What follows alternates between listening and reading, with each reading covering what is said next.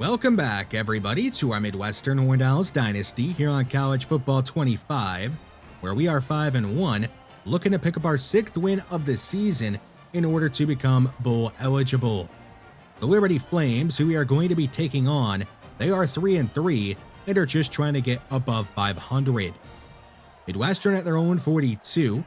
Ham is going to toss it to Sizer, and he will get around a defender. He's got a first down and more, and is brought down from behind at the Liberty 33 with a gain of 24 on his first run of the game. In the red zone at the 17, Ham is going to drift to his right, fire over the middle, and split two defenders connecting with Dylan Washington right at the goal line, and he will score a touchdown against his old team, putting us up 7-0, and then he takes a swing at one of his ex-teammates. Luckily, he did not get ejected for that. Down by a touchdown, Deontay Keene is going to take this handoff and run across midfield, going out of bounds at the Horned Owls 45. A bunch left look on 3rd and 8.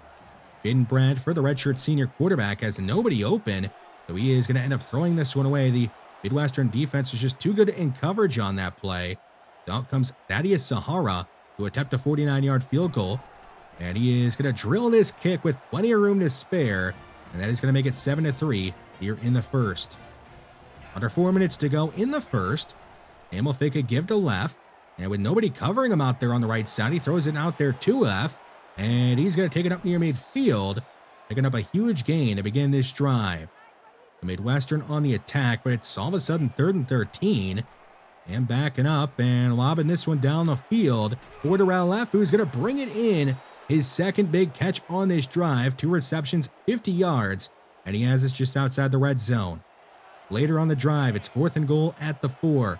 Midwestern is going to take the risk of going for it, and Avery Sizer, he is going to demolish a defender on his way into the end zone for his 5th touchdown of the season and his 45th touchdown of his career. That will put us up 14-3. Midwestern right back on offense at their 39. Sizer right side is going to destroy another defender and then stiff arm somebody else. He just refuses to go down. He had to be shoved out of bounds at the end of the play. So he is off to a hot start in this one. 1st and 19. Ham gets the ball out quickly, hitting Dylan Washington, who is loose, and nobody's going to be able to get to him in time. He's going to speed off into the end zone for his 2nd touchdown of the game. Must be something about playing his old team, because he had just 3 touchdowns all year coming into this one, and now he has 2 touchdowns in just the first half of this game alone. 3rd and 15 for Jesse Ham, who's going to back up, launch this one deep down the field, and Darrell Leff is going to way out, making an amazing catch. He's like an extra wide receiver out there. He's made a couple of great catches in this first half. 3rd and 15 across midfield. Ham has nobody open on this one. He's going to be hit as he let it go. It'll be incomplete, but despite the great catch by Leff, we end up doing nothing after it. Liberty facing 3rd and short. It's going to be Keon Forte inside, and he's going to be blasted by Deontay Bland. Our defense, it may not be pitching a shutout in this one like we did against Middle Tennessee State, but we have only given up 3 points, and the defense is still played stellar in the first half of this one. A deep shot on 3rd and 3 from Midwestern is going to be caught by Nick Shields, who ducks on down to avoid a big hit, and he puts us just outside the red zone at the 23. About a minute 30 to go in the half. To check down to Darrell Leff, and he is going to make it goal to go. And with that reception, he's now over 100 receiving yards here in just the first half. A power run look on 3rd and goal. Sizer pushed back initially, and he can't get going after the initial push. He is going to be brought down back at the 6. And we are just going to send out Jason Ops for a chip shot field goal attempt. A 23-yard attempt from Jason Ops is up and through, which will make it 24-3 at halftime. So we had complete control in the first half, but what about here in the second half? Can we put this game away? Quick pressure on Ham, forces him to throw it out left side where the blitz came from, and Dylan Washington, he is also now over 100 receiving yards on the day. 3rd and 19, just across midfield. The screen to Darrell Leff, who has some lead blockers out in front of him, and he's going to pinball ahead, nearly getting a first down. He goes down just 4 yards short of a first.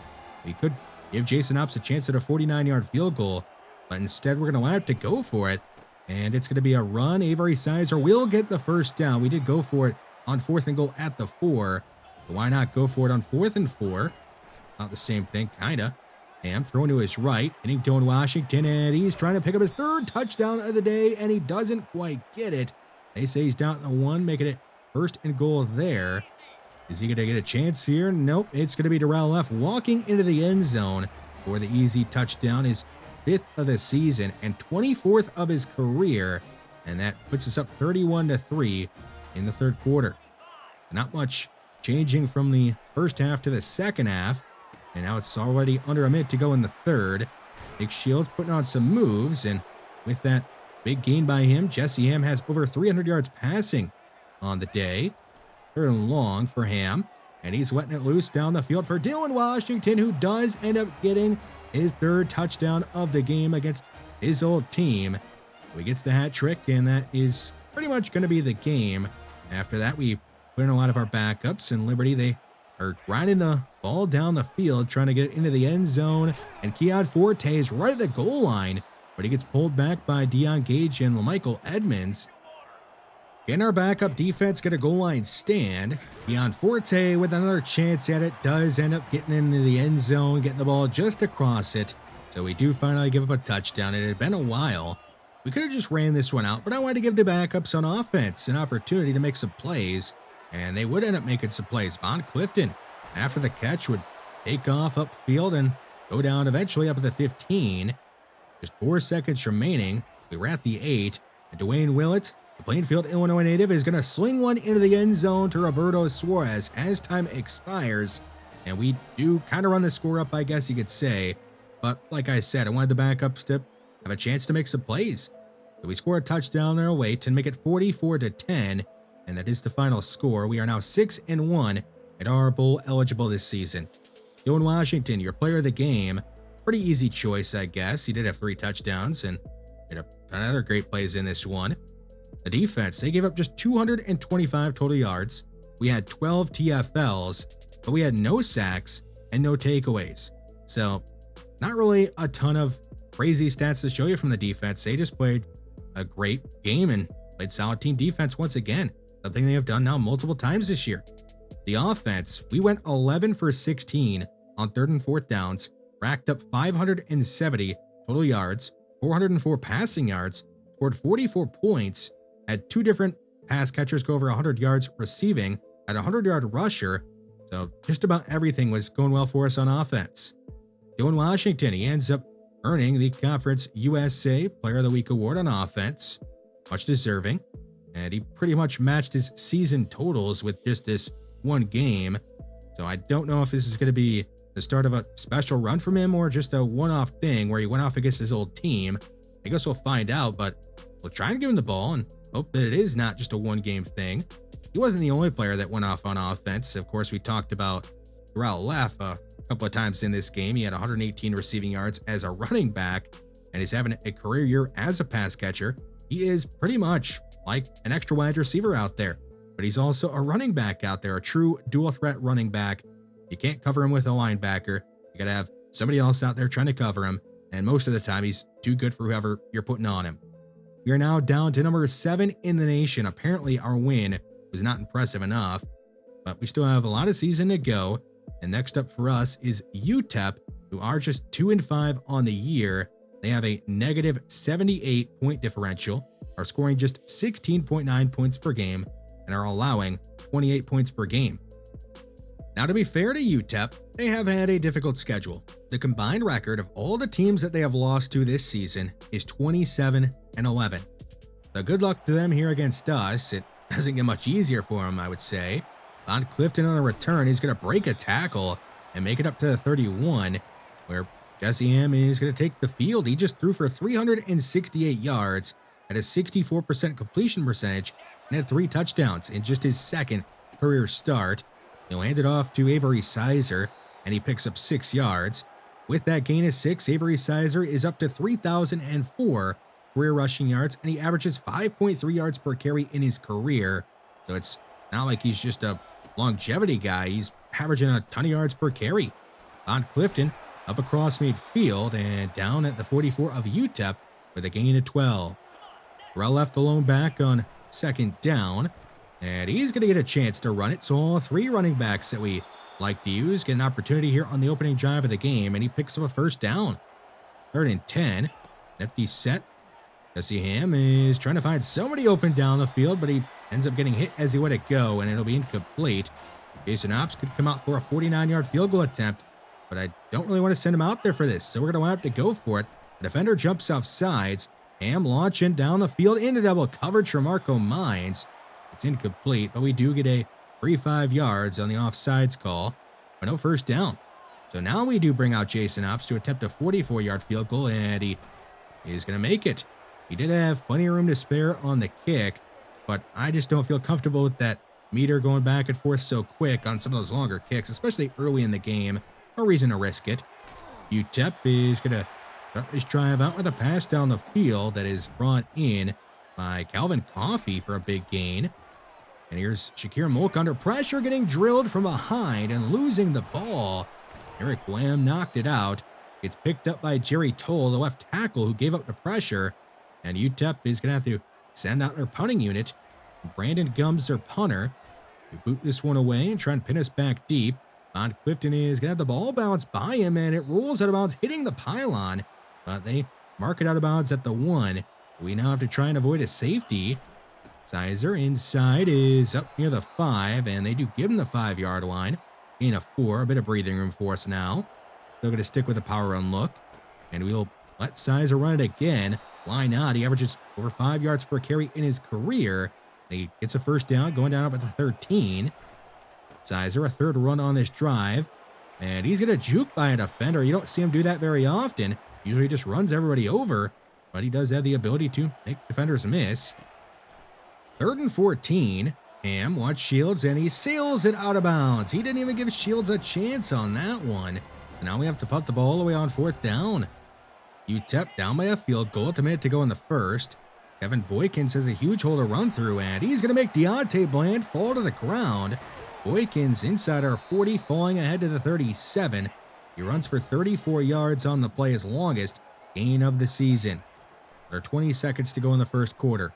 The throw left side is behind Mayo, who just wasn't really ready for the ball to come his way.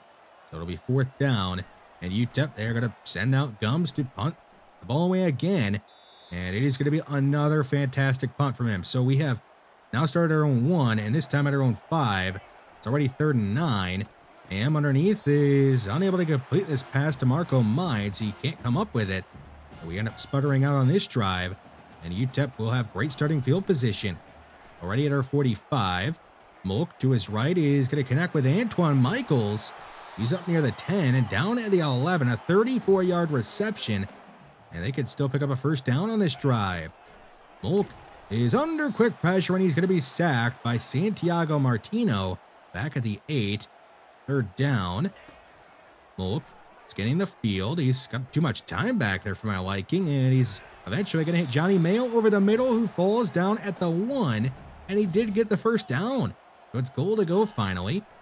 Play action fake from Mulk, who throws to the back of the end zone, and it gets caught by an offensive lineman, Kevin Costello, one of their backup tackles. He ends up getting the touchdown, and UTEP, they have a 7-3 lead over us. So we're now trailing in the 2nd quarter. Left side to Paul Schuler.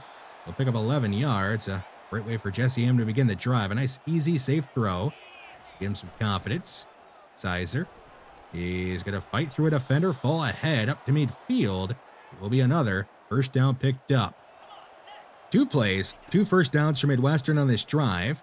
Ham throws it behind Washington. He makes the catch, and somehow he's going to stay on his feet. He's loose, and he's going to take it the distance, 51 yards to the end zone. How in the world did he just score on that?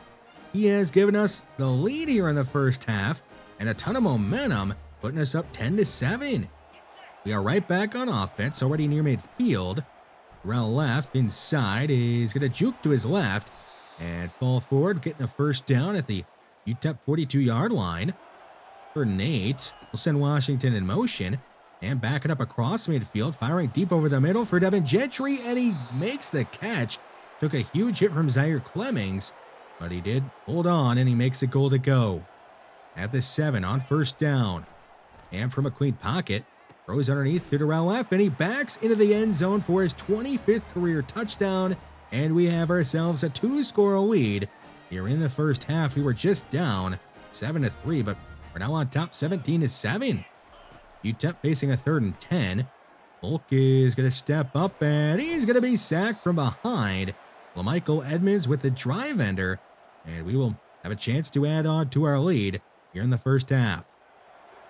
Midwestern facing 3rd and 10 at their own 46. Ham checks it down to Washington, and he's going to fight through 3 defenders and get a first down. What can't this dude do?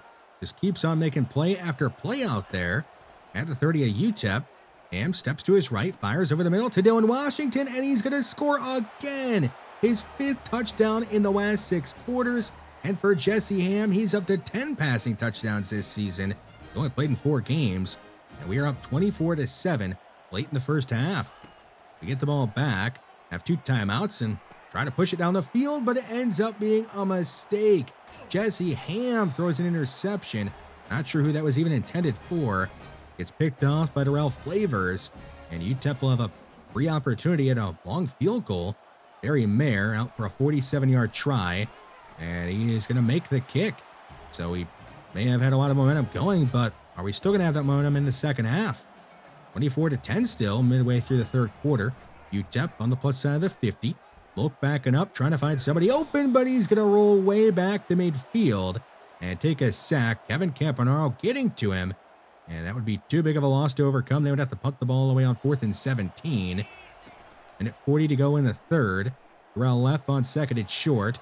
He's going to spin his way across midfield, going down at the Miners 47. 3rd down. Time getting low in the 3rd. Ham is going to unleash his big arm and go deep down the field, hitting Nick Shields in stride. He'll score his 28th career touchdown, and Ham is up to 4 touchdown passes on the day.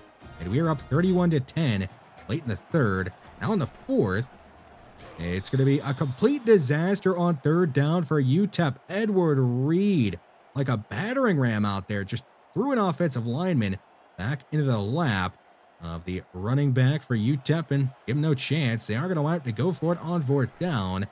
Quick pass right side is at the feet of the intended target, Coffee, and it will be a turnover on downs. So we end up taking over deep in UTEP territory. Have it 3rd and 8 at the 9. Ham is gaining the field. He could run, but instead he's going to try and buy some time, and he's going to be hit from behind. Unable to sense the pressure coming, and he has a thrown incomplete pass. So we could kick a field goal on 4th down, but we'll leave the offense out there on 4th and 8. Ham trying to find somebody open, throws over the middle, and he throws his 2nd interception of the game. Getting picked off by Stephen Nicholas, and the Miners will take over at their own 8. So 2 mistakes from Jesse Ham. That one, not as bad. It was 4th down. It was better to throw an interception than take a sack, because they actually lost yards by picking that off. Speaking of losing yards, sack for Santiago Martino, the 5th sack by our defense in this game, and the 20th career sack for Santiago Martino, who is only a sophomore. Plenty of time to add on to his career total. Our defense would get a stop, so here we are on offense with a chance to put the game away. Nick Shields left alone on the right side after coming across the field, and he gets shoved out of bounds at the 11. Under 6 minutes to go in the 4th quarter. Ham throwing to his right. It is dropped by Titus Dingle. That would have been the 5th touchdown pass of the game for Jesse Ham, but Dingle lets him down. 3rd and 3 for the Horned Owls. Ham under pressure is going to throw this one on the move, and he's going to be intercepted again. His 3rd interception thrown today, his 2nd inside the 5, and Zaire Clemmings is going to return it up to the 20-yard line. So UTEP, they may be down by 3 scores, but if they score on this drive, it could at least have a chance. Mulk is going to let it loose down the field, and it's going to be brought in. Ben Edmonds giving up a catch 1-on-1. Now the Miners are up near midfield. Mulk to his right is going to connect with Antoine Michaels, who gets away from Thomas Mintz and is up to the 20. So UTEP on the edge of the red zone. 3rd and 6 at the 16. Mulk standing tall, throwing towards the end zone, and nearly gets intercepted. Ben Edmonds should have brought that one in. I guess we just have the drops all of a sudden here in the 4th quarter. 4th down for the Miners. Volk trying to throw it, but nobody's opening time for him, and now he's going to be sacked. Well, Michael Edmonds with his 2nd sack of the game, and it's a drive ender. So our defense, they end up getting the big stop, and that should be the game. We could just run this one out, but why do that when we could put up some more points on the board? Jesse Ham rolling backwards on 3rd down. He's going to lob it and find Joey Hammer, who jukes by a defender. You don't see him making moves like that very often. And he's going to rumble his way to the 29 of UTEP. Just a minute 30 to go in the 4th. Terrell left side. He gets a block from Tevin Wells and is inside the 10, hurdling up near the 5. He tried and failed. He'll go down there, and it'll be a gain of 24. It'll be goal to go for Midwestern. And we could just kneel it, but we're going to give it to Sizer, and he is going to run it in, running up the score and getting his 6th touchdown of the season. And we are going to win this one 38-10 and improve our record to 7-1 on this season. And we are now 4-0 in conference. So yeah, the second half was kind of shaky on offense, but the defense, it pitched a second half shutout. And Dylan Washington, he scored another 2 touchdowns. We may have a star on our hands. The defense overall, it held UTEP to 3 for 17 on 3rd and 4th downs, gave up just 242 total yards. We had 6 sacks, 17 TFLs, but had no takeaways, and we did lose the turnover battle 3-0. So, not great to lose the turnover battle, but the defense, it did so many things great, and the offense, it hit some big plays. We had 468 yards. It just didn't matter that we lost the turnover battle 3-0. We'll talk some more about Jesse Ham in a second. The wide receiver room played pretty well in this one. At least Dylan Washington and Nick Shields did. And of course, Avery Sizer, he had another 100-yard game on the ground and keeps up his great play. Thomas Mintz, 5 TFLs and 12 total tackles, and he ended up earning CUSA Defensive Player of the Week honors. Up to 11 TFLs on the season, and to get 5 TFLs in a single game, pretty crazy. Been one of the leaders on our defense for a few years now, and he's still only a junior. We'll have him for likely one more year. I guess he could declare and leave early. We have a commitment to talk about. Eric Square, a cornerback from Orlando, Florida. He is a JUCO prospect. Will be a sophomore next year. 3-star gem, 6'2", a solid athlete with some balanced coverage ratings. A lot of things to like about him. Probably end up getting redshirted, but I guess he could end up playing if we needed him to.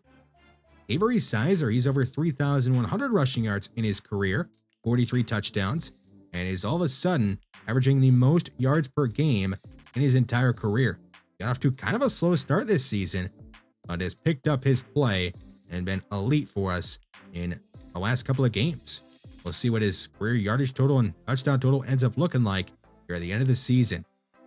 It is time to make a decision at QB because Jesse Ham has played in 4 games this year. If he plays in any more, we can't redshirt him.